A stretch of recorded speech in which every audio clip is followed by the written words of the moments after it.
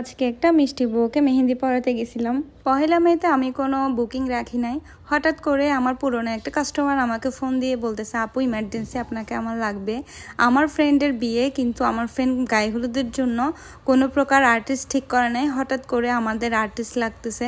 তো ওই মুহূর্তে আসলে তাড়াহুড়ার মধ্যে আমি আমার ব্যাগে কিছু মেহেন্দি নিয়ে নিই। তারপর আমার মোস্ট ইম্পর্ট্যান্ট চার্জারটা নিয়ে নিই তাড়াতাড়ি করে, আমার ফোনে চার্জও ছিল না। ব্রাইডদের বাসা ছিল কালামিয়ার বাজার। কালামিয়ার বাজারে এই ফার্স্ট টাইম আমি মেহেন্দি পরাতে গেছিলাম।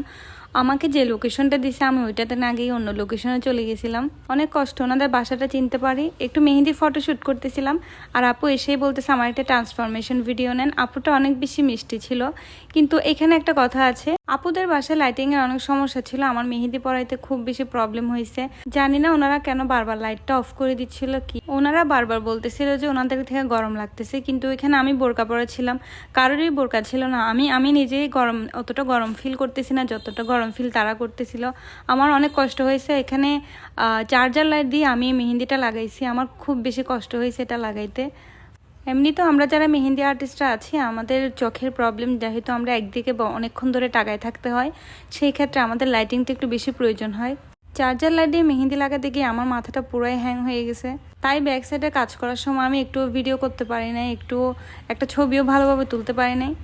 এটা ফাইনাল ফিনিশিংয়ের পর আমি একটু ভিডিও করতেছিলাম। আপুটা কিন্তু খুবই ভালো ছিল, খুব মিষ্টি ছিল।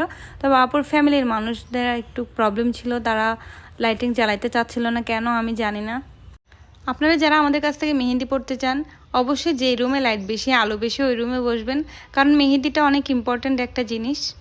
আপনি যদি সারা জীবনের জন্য আপনার এই ফটো আর ভিডিওগুলো রেখে দিতে চান, সেক্ষেত্রে একটু সুন্দর হওয়াটা জরুরি। অতএব চেষ্টা করবেন যে একটু লাইটিং যাতে বেশি ভালো থাকে আর ভিডিওগুলো যাতে সুন্দর হয়, যাতে সারা জীবন আপনার কাছে ভিডিওগুলো রাখতে পারেন।